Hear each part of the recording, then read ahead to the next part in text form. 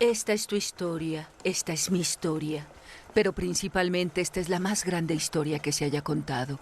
Esta es la historia de Dios.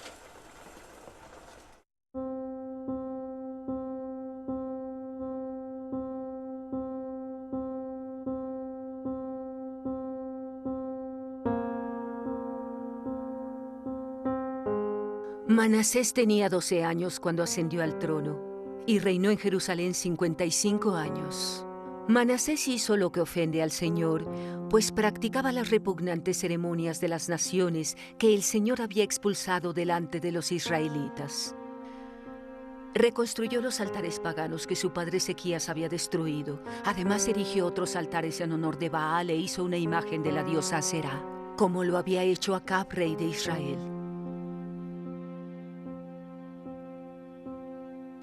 Se postró ante todos los astros del cielo y los adoró. Construyó altares en el templo del Señor, lugar del cual el Señor había dicho: Jerusalén será el lugar donde yo habite. En ambos atrios del templo del Señor construyó altares en honor de los astros del cielo. Sacrificó en el fuego a su propio hijo. Practicó la magia y la hechicería y consultó nigromantes y espiritistas.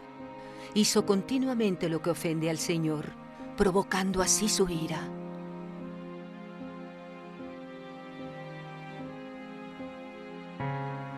Por amor a su pueblo y al lugar donde habita, el Señor Dios de sus antepasados, con frecuencia enviaba advertencias con sus mensajeros, pero ellos se burlaban.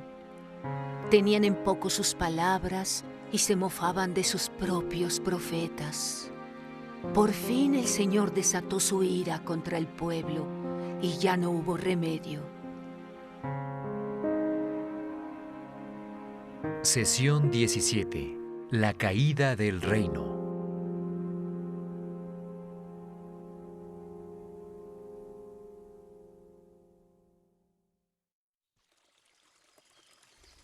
Esas deben ser algunas de las palabras más difíciles de escuchar. No hay remedio. Luchas contra el cáncer y el doctor finalmente tiene que decirte esas palabras.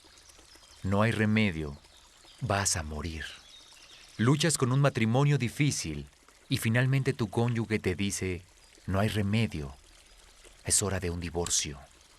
Luchas por hacer que tu negocio funcione, pero finalmente el banco dice esas palabras dolorosas: no hay remedio, es hora de cerrar. En ese punto está Dios con Israel y finalmente se ve obligado a decir: no hay remedio. ¿Cómo llegó Israel a esto?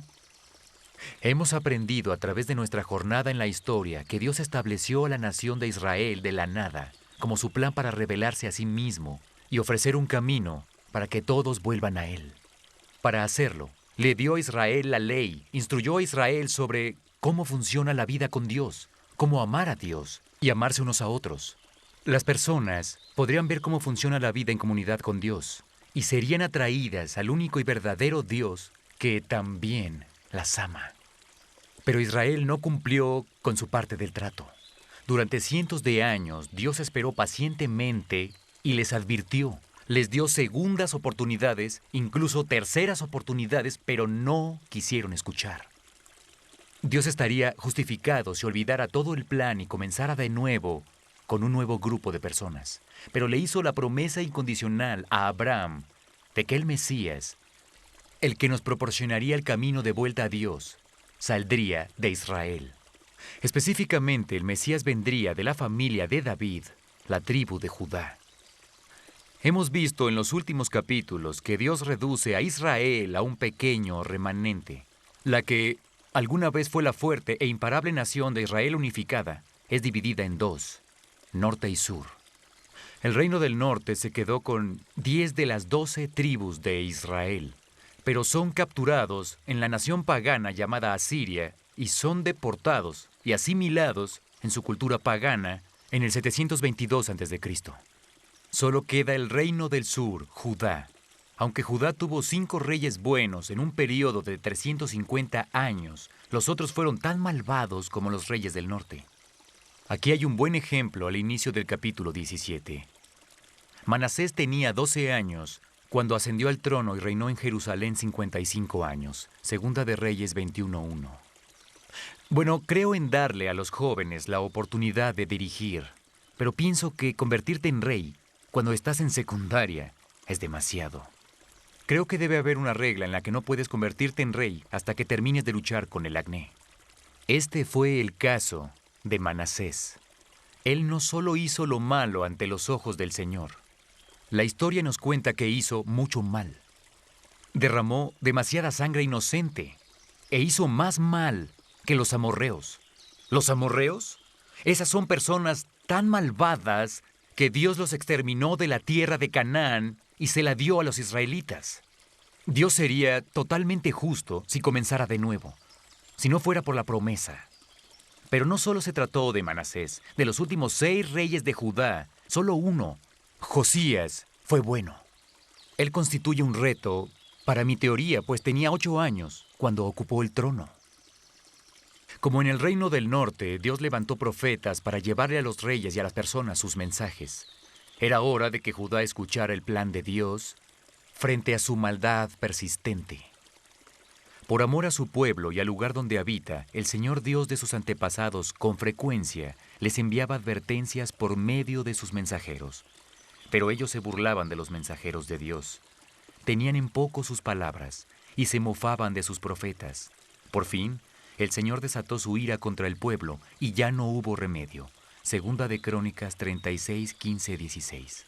Si Dios continuaba bendeciendo a Judá, mientras vivían de manera tan opuesta a la palabra y la vida de Dios, mandaría un mensaje confuso de quién es Dios y cómo funciona la vida en comunión con Él. Dios debía disciplinarlos, y Él lo hace con un propósito específico en mente. El profeta Ezequiel le da este mensaje a Judá. Cuando dé a conocer mi santidad entre ustedes, las naciones sabrán que yo soy el Señor. Lo afirma el Señor omnipotente. Ezequiel 36, 23. ¿Qué hace Dios? Levanta a otra nación pagana, Babilonia, que hará con Judá lo que Asiria hizo con Israel. En un período de 20 años, los capturarán, quemarán la ciudad, destruirán el hermoso templo que Salomón construyó y se llevarán a las personas a Babilonia. Eso comienza en el 605 a.C. y termina en el 586 a.C. Como verás, estos 2 últimos capítulos no han sido exactamente el tipo de mensaje optimista que necesitas para inspirarte en la vida. Pero son verdad, y necesitamos contarte toda la palabra de Dios, no solo las partes lindas. Recuerda esto, la gracia no es tan fantástica si no sabes que la necesitas. Y vaya que la necesitamos. Pero hay una buena noticia, algo que nos inspira de este mensaje que creo que todos podemos llevarnos al mundo para que nos anime. Tiene que ver con el profeta Jeremías. Escucha su historia. La palabra del Señor vino a mí. Antes de formarte en el vientre ya te había elegido. Antes de que nacieras ya te había apartado. Te había nombrado profeta para las naciones. Jeremías 1:4-5. Dios le dice a Jeremías que incluso antes de que él naciera tenía una idea de qué papel jugaría el profeta en el desarrollo de la historia primaria de Dios. Es increíble, pero lo mismo se aplica a nosotros hoy. Efesios capítulo 2, versículo 10 en el Nuevo Testamento dice: porque somos hechura de Dios, creados en Cristo Jesús para buenas obras, las cuales Dios dispuso de antemano a fin de que las pongamos en práctica. Dios le dice lo mismo a todos aquellos que escuchan estas palabras y profesan a Jesús, el Mesías, como su Salvador. Esto no es solo para Jeremías, sino para todo el que pertenece a Cristo. Ya tiene cosas en mente para ti, si alineas tu vida con la historia primaria de Dios. Eso es impresionante. Jeremías sintió lo mismo. Él dijo: yo no sé hablar, soy muy joven.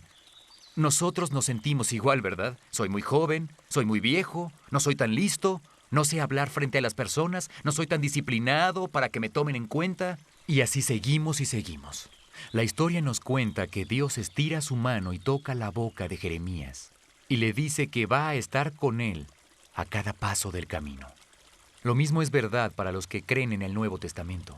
Efesios capítulo 4 nos dice que cuando Jesús regresó al Padre, el Espíritu Santo bajó y nos tocó, nos dio dones, nos equipó con todo lo que necesitamos para llevar a cabo la tarea que Dios tiene para nosotros. ¿Cuál era la tarea de Jeremías? A él le asignaron la tarea del profeta llorón. Dios le dijo que daría el mensaje de Dios, pero que las personas no lo escucharían. Esencialmente le está diciendo que va a fracasar a los ojos del mundo. Dios le dice a Jeremías que Judá necesita saber que la devastación que van a experimentar pronto no se debe a los babilonios, sino es una disciplina de la mano de Dios.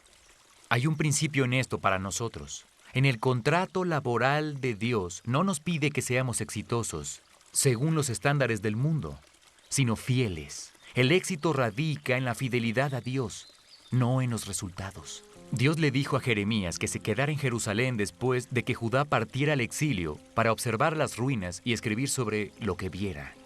Jeremías se encuentra parado sobre los escombros y las personas van caminando en una fila hacia el este, a Babilonia. Los rodean las brasas ardientes del incendio. El templo que Salomón construyó para el Señor está destruido.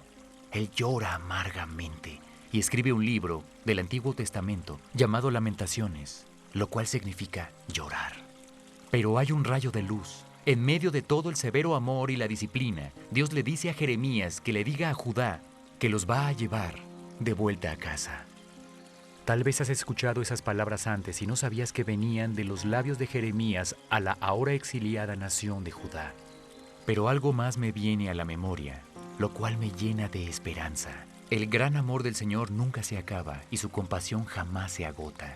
Cada mañana se renuevan sus bondades, muy grande es su fidelidad. Lamentaciones 3:21-23. Con las personas de Dios nunca hay una fuerte y verdadera disciplina amorosa sin que la gracia de Dios la siga de inmediato. Esto fue verdad para Judá y es verdad para nosotros. Discusión del DVD. Por favor, ve a la página 111 de tu guía del alumno y discute el video que acabas de ver.